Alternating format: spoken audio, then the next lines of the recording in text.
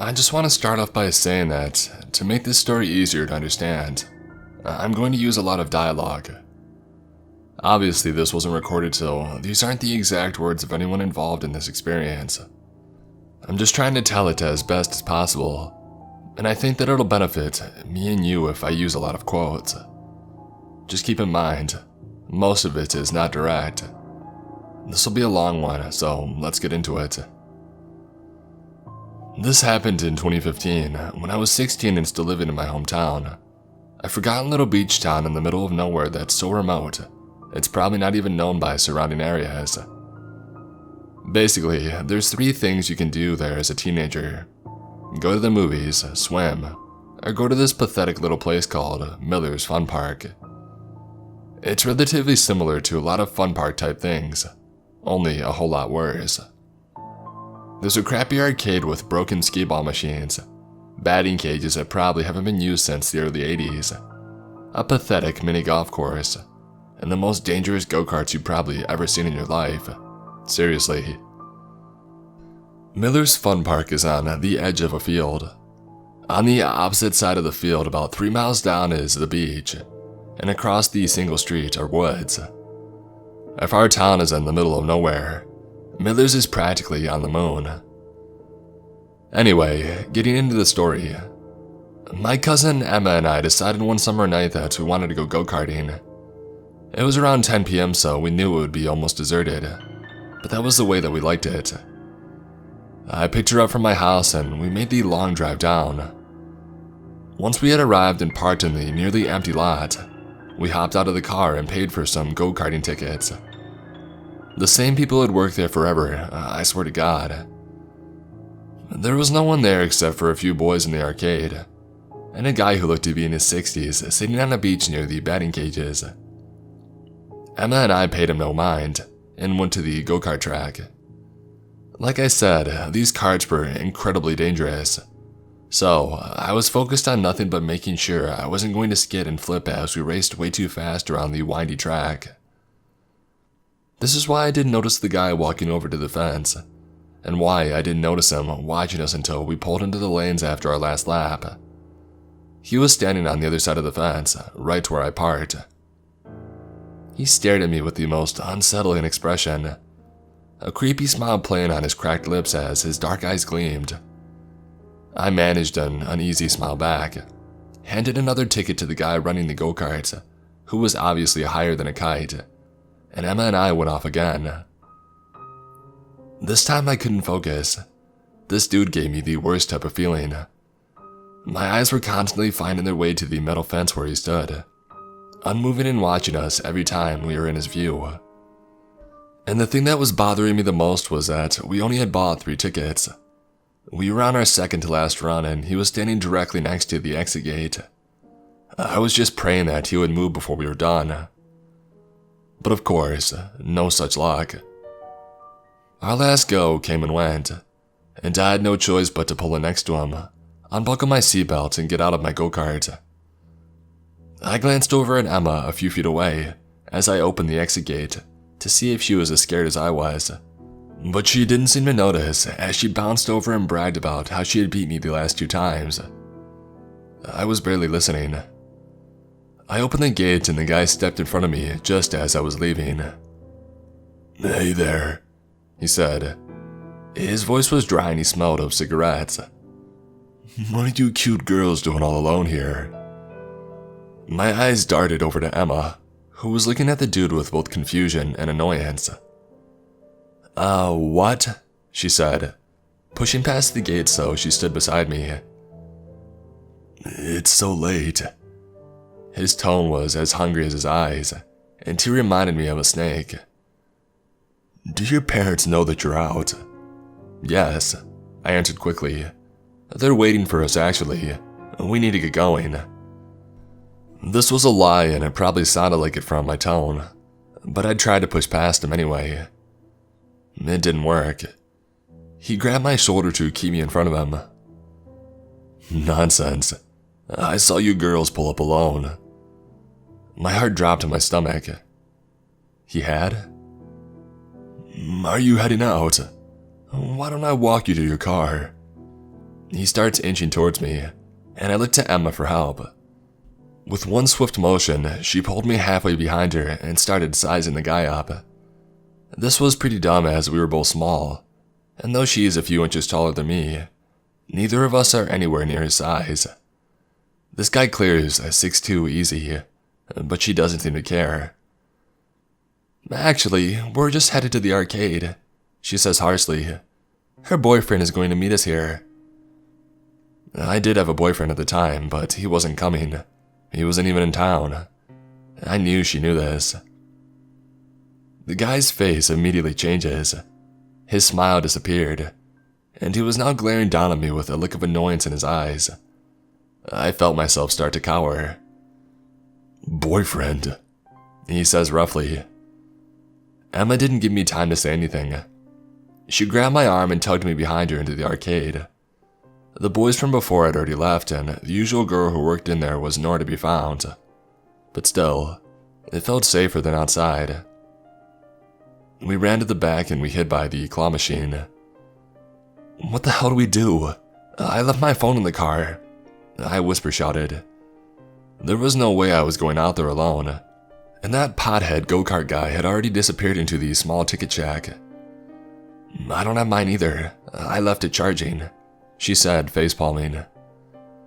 "We're just gonna have to make a run for it." "Are you crazy? He's probably waiting for us in the parking lot." "What about the guy who runs the go-karts? We could get him to walk us out," she said. I just shook my head. "He's high as Mount Everest right now. I don't want to risk running all the way to the ticket stand for nothing." "Then we have no choice." She stood up, pulling me with her. "Let's go."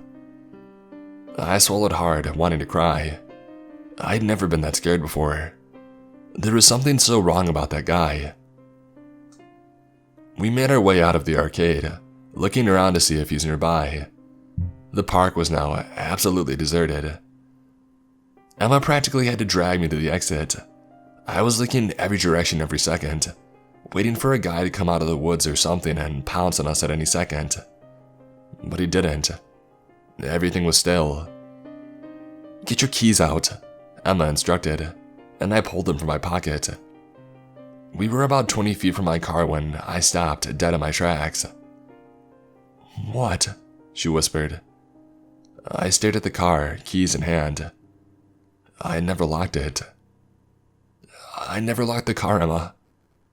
"What?" "I didn't lock it. What if?" I trailed off, but she knew what I was saying.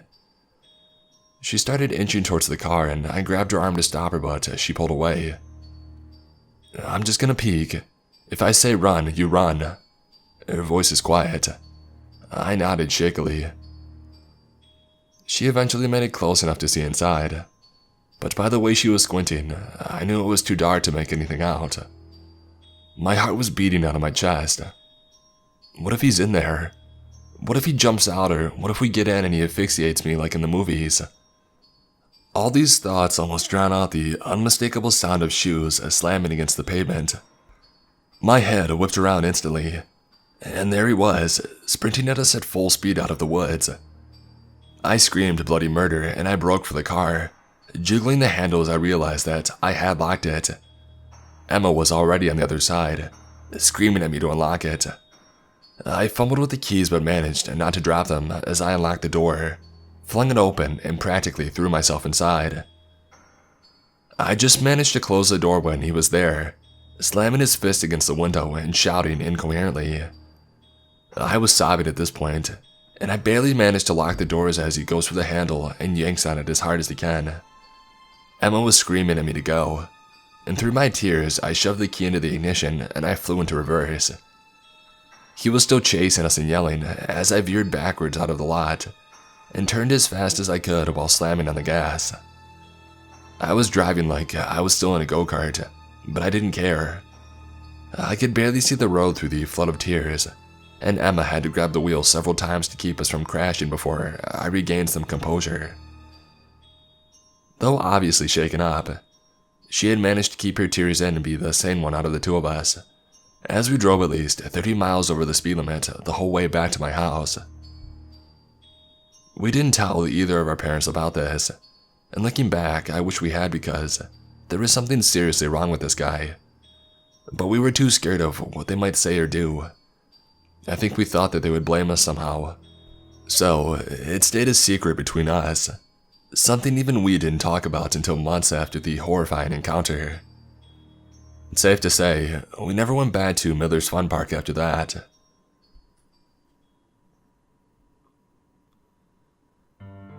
I'm quarantined with my mom.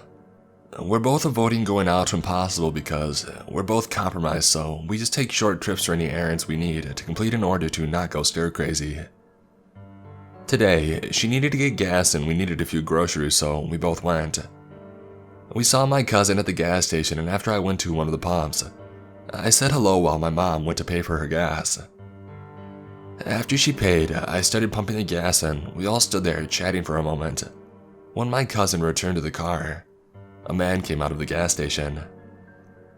He was balding, unkempt, a patchy short beard and old glasses, the kind you see in high school photos from the 80s.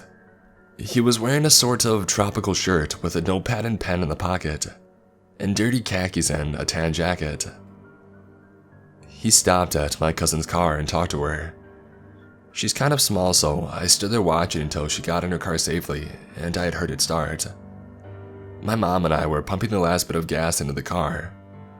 Both of us didn't need to do it, but we were both just glad to be outside for a moment. The guy walked to us while she was finishing up and said, "Are you having fun?"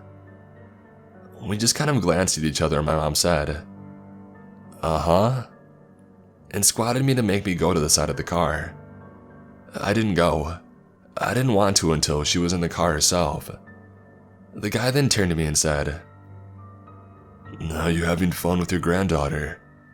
As if he were trying to make a joke, but his facial expression never changed.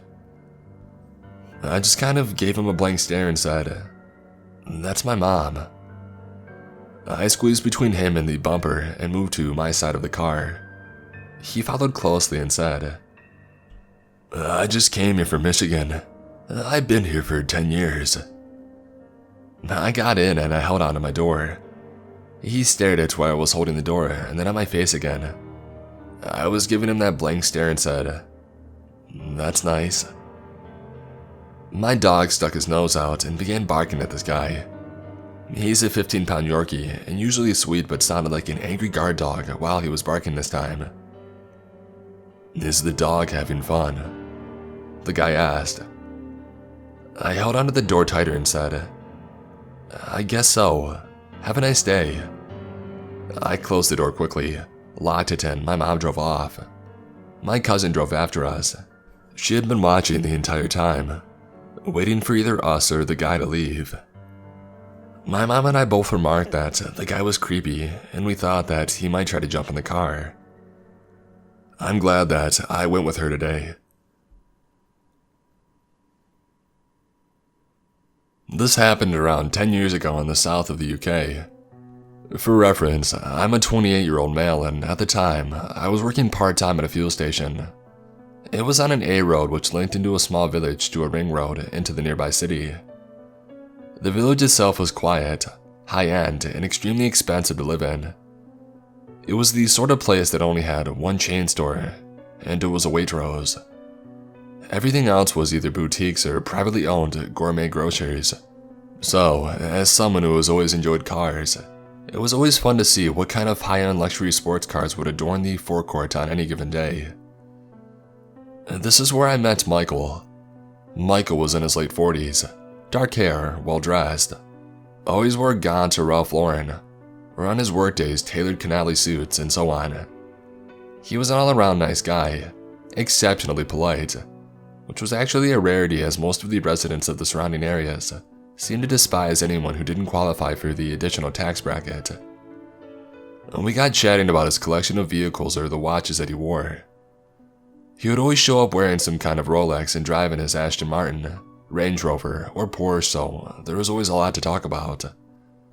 I got to know that he worked in finance, and the conversation got onto what I was planning to do with my life, also to work in finance. and we would always have these pleasant conversations until I left that part-time job in favor of taking up an apprenticeship role at my uncle's brokerage. Michael is important, and we'll get to why shortly. Something to be known about my uncle is that he's a man with a lot of fingers and a lot of pies, literally. As well as his brokerage and property portfolio, he also owned a few takeaways for cash flow purposes. I think we all know what that means. And as such, I would occasionally step in as a delivery driver when a driver would let him down. Luckily, my uncle also lived in the previously mentioned village, and the main pizza place he owned catered to the residents of said village. So, tips were usually quite decent, and my uncle would usually throw me a few quid for helping out. Fast forward to the summer of 2018, and I had been roped into dropping off a few pies at a property on an extremely prestigious road. Average house price well above 1.4 million, and I'm intrigued to actually get close enough to see what these houses actually look like, as they're all gated and set far back from the road behind a shroud of trees and shrubs. So, I find the place and I buzz the intercom, when a voice comes back sort of muffled just saying, "Yes?" So I answer with the names of the takeaway, and the gates slowly open, and I make my way up the driveway to a very large mock Georgian home, complete with detached 4-car garage, and that's when I see Michael's number plates. He had his initials for his cars with the numbers 1, 2, and 3, and it was the same for his wife. I was interested to see up close the sort of life this guy had, if I'm completely honest, especially as a young aspiring financier. I exited my car, brought out the pizzas, and the double doors opened, and that's when I saw an unfamiliar face looking back at me. It was a man, early 20s maybe, thin and shaved head.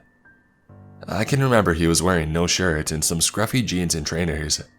He was also holding something behind his back. "Hey, bring the pizzas through to the kitchen." I can remember his voice being hoarse and barely audible, and with an accent I had never heard before. Nervously, I said nothing and just looked at him, which made him visibly angry. "Bring the pizza through," he repeated, more aggressive this time, and I finally responded. "Where's Michael? This is Michael's place, right?" And it is completely true that in situations like this, your mouth goes completely dry and to always follow your gut. This guy was setting off alarm bells and telling every fiber of my being to just get off the property. Unfortunately, this is when it dawned upon me that it's a gated property and I was locked in. This is when things went from bad to worse. I can remember the terror swelling up inside of me when he moved his hand in front of him to show me a large kitchen knife, and he uttered the words, "Run." I dropped the pizza onto the gravel, left my car, and decided that I would have a better chance of survival by running down the driveway and lifting myself over the gates. They were the wooden type which had no decorative spears atop them, luckily, but all the while, I could hear his feet crunching onto the gravel behind me. I didn't look back, and I managed to pull myself up and over the gates, and hurling myself onto the pavement below me. The adrenaline in my system still had me running for what seemed like hours, but was perhaps 10 minutes at most, until I was a good few streets away and I decided to call the police. The police met me at the park that I was hiding at. One officer stayed with me, and the other proceeded to the property along with another patrol car. At first, I got the distinct impression that they didn't believe me, or thought that I was up to something, but after my uncle arrived to pick me up and vouch for me being sent there to deliver pizza, the PC in question backed down. Upon their arrival at the property, they found nothing, just my car with slashed tires and broken windows, alongside feces being smeared across part of the kitchen. There was food strewn about the place and also a needle found in one of the bathrooms, but no sign of the man who threatened me. Michael and his family at the time were visiting family in Australia, I later found out. I never did go back for another shift at the pizza place, and although I understand this may not be the most crazy or horrifying encounter, it's something that's always stuck with me. Wealth and apparent financial security is just complete illusory. People are people, and there are some sick and tormented people out there who will always find a way to carry out their twisted actions. If anything, I've had more encounters with crazy people since moving away from my council estate roots and into suburbia. When I was 18, I was living in a small town. I was friends with the ratty skaters around and helped connect with this dude who sold weed. He was 29 at the time, I think, and he gave me pretty good deals and he lived nearby. I wasn't driving at the time, so this was convenient for me. His name was Max. Max always struck me as a weird dude, but I honestly quite liked his weirdness. Not in a romantic way or anything, but I like weird people. We had normal weed buying interactions that never lasted more than 10 minutes. Buy some weed, maybe smoke a bowl, and that's it. He would often tell me that he would drop it off at my house, but I never let him because, as I said before, he was weird. I wasn't afraid of him, but was definitely aware that he and his offers to deliver were weird.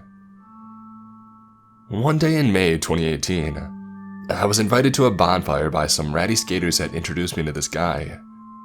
I had no idea that he had been there, nor was it important to me at all. I brought the guy that I was dating at the time. I said hey to everyone, including Max. We stayed for a couple of hours and some of them played some music on their guitars. Nearing the time that I was leaving the bonfire around 11 p.m., Max was getting upset about something and he threw his guitar in the bonfire. I didn't know what he was so angry or upset about, and I paid no mind to it. This happened as I was leaving with the guy that I was dating.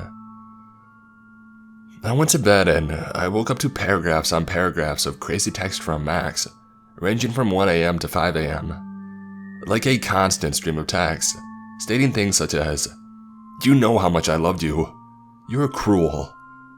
He would go back and forth between saying, "I would give you the world if you let me," and "You really do deserve him though." He said really scary things like, "You are a predator and should be snubbed out. Just wait, winky face." And, "You are stuck. I will either love you or hate you to the fullest extent my powers behold. Right now, I pay the worst death on you and your frickin' boyfriend." And to top it all off, he said, "Losing you is like losing a mother to me." And he told me to tell him I never loved him and that I wouldn't hear from him again if I did. So that's what I did. I said, "I never loved you. Don't message me again." And I left it at that. I didn't get a response, nor did I care to get one. Max had never expressed any romantic interest, asked me out or anything. This was all out of nowhere and he was 11 years older than me. I was barely 18. That night, he cut his long hair off and posted photos and naked on Facebook, curled up in the fetal position talking about being a statue of shame. It's as if he had had a breakdown. But I had no intention of causing that, and I didn't think I would even offend anyone by bringing the guy that I was seeing. Everybody else seemed to like the guy that I brought. About a week later, Max texted me pretty late at night and asked if I had seen the flowers that he spread along my sidewalk, saying that he stole every flower in the vicinity of my neighborhood that night. I asked how he knew where I lived, and said that I hadn't seen the flowers, so he must have had the wrong house. I also told him that he shouldn't do that, as I never felt anything for him, and so on. He told me that he had heard that I lived on the same block as another one of the skater guys that we were both friends with, and he wasn't wrong. The skater guy that I lived by was on the other side of the block, and I never walked that way, so I never saw the flowers. I blocked his number and I didn't hear from him again for weeks. Weeks later, I woke up after a rough night, and there were loads of flowers on the sidewalk right outside my house, along with a little bouquet at the top of my walkway. I was pissed. I wasn't scared yet, and stupidly, I unblocked his number and texted him asking why the hell there were flowers outside of my house. This confirmed that this indeed was where I lived. I still to this day feel so stupid for texting him and making it known that after weeks he had found my house. He responded saying, "Sounds nice. 'Twas me." I bitched him out basically, and I blocked his number again. About a week later, I was out of town and my roommate texted me a photo of a heart with a peace sign inside of it and my name written under it, drawn in chalk outside our house. When I got back into town, I went to the courthouse and began a process of getting a stalking order against him. When I left the courthouse, I went to Max's work and told him that he needed to stop this behavior and that he was stalking me. He looked me in the eyes with no facial expression and said, "If you don't leave, I'm calling the cops." I got angry and said loudly, "Call the cops. I was just talking to them about you." And I left his work in a rage. Soon after this, I began driving my car again. I once drove by him and he noticed that it was me. The next day, I woke up to my car covered in flowers. I presented my case to the judge and she put the stalking order in place. He was served with it by police officers, and I thought that that was that, and he wouldn't be bothering me again. I was wrong. After the stalking order was served, he made several other chalk messages on my sidewalk, left random gifts for me like chalk, and beheaded my little pony heads on beer bottles. I always brought these things to the police station, but they said that I needed to catch him doing it, take a photo or get a security camera. So I got security cameras and I really hoped that I would catch him. It turned out that my camera was stupid, and I couldn't just watch the videos it took but had to skip through second by hand. It was an impossible task. I was terrified of leaving my house at night at this point. I never had my curtains open anymore, and I was so frustrated that my livelihood was being taken away from me. Ultimately, I unblocked his number in hopes that he would text me directly violating the stalking order, and after a few days, it worked. He sent me a weird text saying something like, "Forgive me. We are charming. This is harming. Let us try again." By now, it's September 2019, and he finally goes to jail. He's facing up to a year and has to stay there until our court date. I finally start calming down. I'm able to go outside at night, even if it's just to get in my car. I let myself have my curtains open sometimes. I'm starting to feel alive again. Right when I start feeling secure in my small town life again, someone posted bail, and he was released after only 3 months in jail, and I went back to living in fear. We still had court dates coming up, and I was optimistic that he would serve more time for ruining my life for so long. His lawyer kept pushing the court date back to gather evidence, and after about 6 months of pushing it back, the state decided that he wouldn't do anything more and they closed the case basically. I had moved out of town 3 hours away at this point, so he didn't actually have an option to continue this behavior. Living in this new place, I feel safe. I can walk at night. I don't have to have my curtains closed all the time. It's been over a year since they decided to close the case. About a month ago, he began responding to my friends' Instagram stories, friends that live here in this new town, telling them how fond he is of me and so on. I've always had him blocked, but my Instagram isn't private, so he must have found him that way. I have since changed my account to private and he hasn't messaged any more friends of mine. I refuse to be fearful now, the way that I was then. He will never find where I live or where I work now. However, my life is forever changed after this experience. I will always be more aware of people and their weird energy. I will always close my curtains early in the evening and make sure all the windows and doors are locked. I will always live a little bit in fear. Maybe not of him, but of it happening again. He ruined my life for a year, and I really wish that he would have had to serve that time in jail. He deserves it.